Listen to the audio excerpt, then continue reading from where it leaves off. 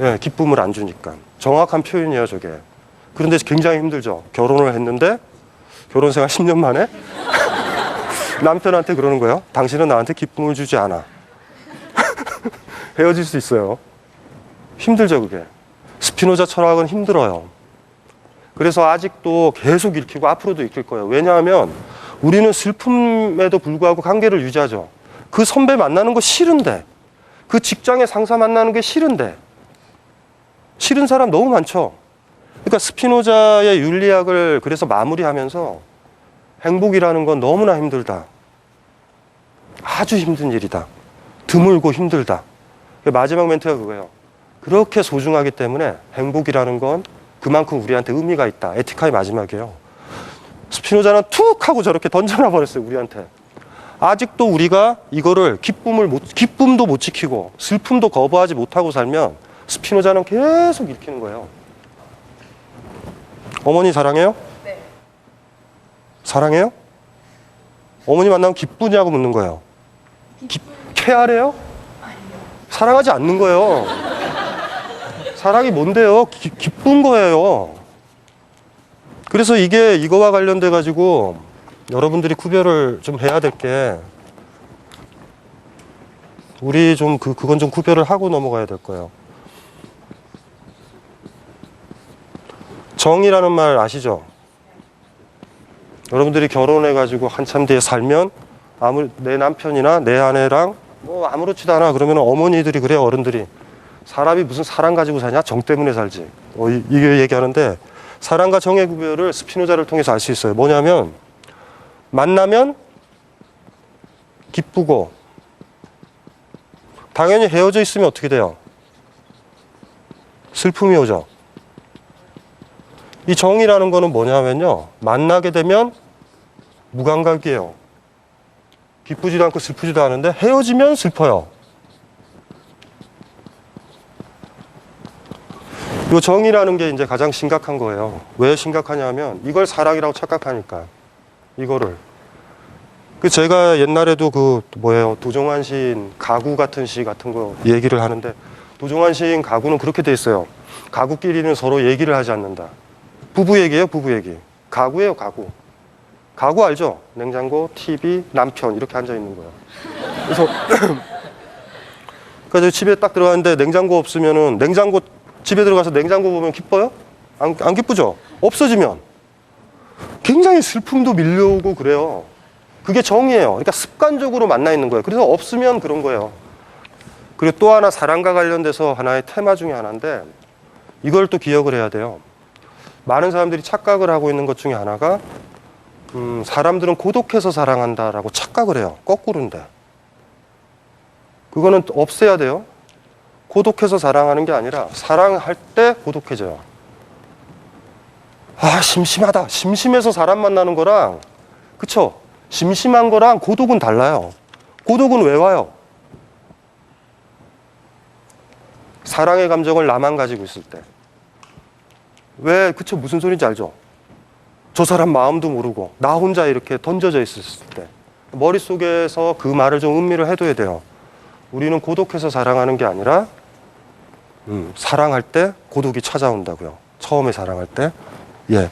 이제 그거와 관련돼 가지고 우리 바다새 이야기 한번 들어볼게요.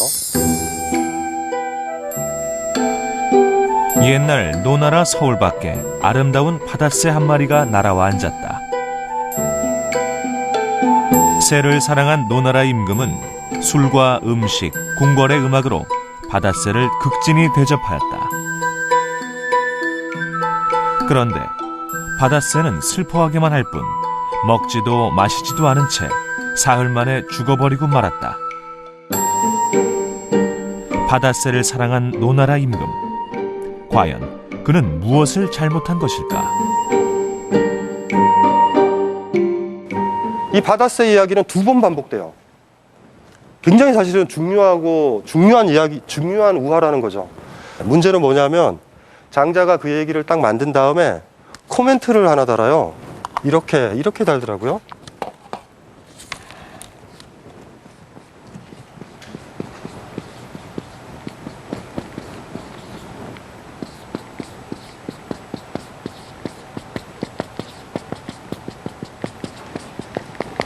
요런 코멘트를 달아요. 정확하게 이래요. 노나라 임금은 바닷새를 사람으로 길렀지 새를 새로 기르지는 않았다. 이렇게 얘기해요. 이 이야기가 전부예요. 다시 한번 정리를 하면 어느 순간에 어떤 멋있는 애인을 만나는 것처럼 바닷새가 하나의 애인을 만나지 우연히 만나듯이 노나라 임금한테 와요. 노나라 임금은 사랑에 빠지죠. 그 당연히 사랑에 빠지니까 걔랑 있으면 어떻게 돼요? 기쁘죠. 그래서 걔를 데리고서 궁궐에 가지고 가서 엄청난 사랑을 해줘요. 진짜로 뭐 너무 잘해주죠. 막 그래가지고 죽어요. 그 이야기로 딱 끝난 다음에 장자가 코멘트로 다는 거 그러는 거예요.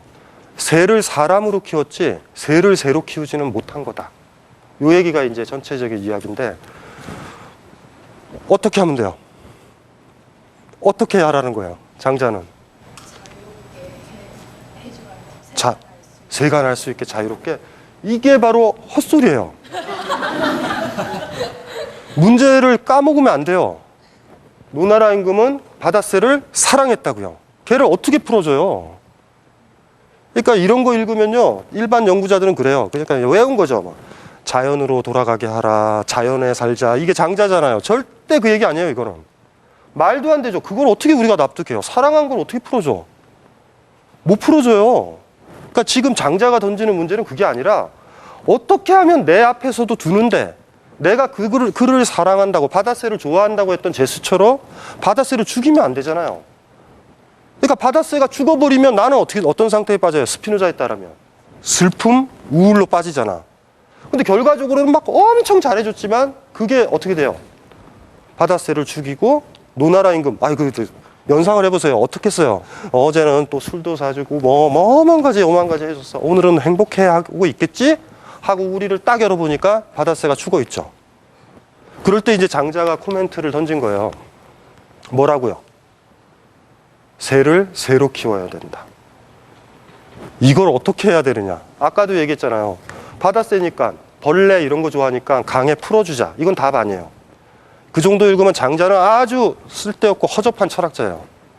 중요한 건 노나라 임금이 바닷새를 사랑하고 이뻐하고 바닷새를 봤을 때 기쁘고 쾌활해졌단 말이에요. 그 감정을 유지하기 위해서 바닷새를 궁궐로 데리고 왔고 오만 사랑을 해준 거예요. 사람이었다면 노나라 임금과 어느 인간과 비슷한 어떤 여자라면 완전히 넘어갈 수 있죠. 왜 바닷새를 썼을까요? 타자의 비유로 든 거예요. 타자를. 새의 규칙이랑 사람의 규칙이 다르잖아요. 그러니까 이게 진짜 새와의 문제가 아니에요. 자연을 보호하자, 동물을 보호하자의 테마가 아니에요.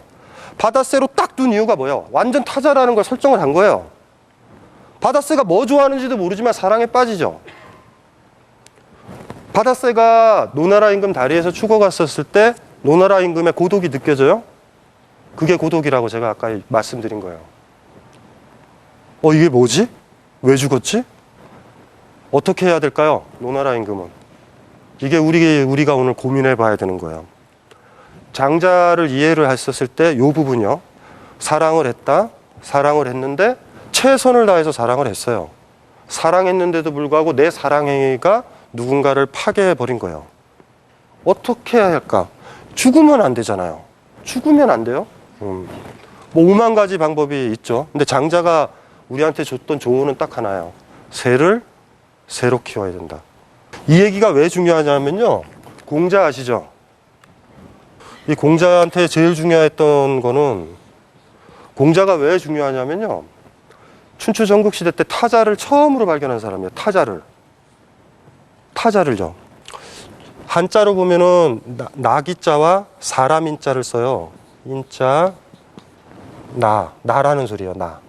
기자인데 이건 나라는 뜻. 이건 타자거든요.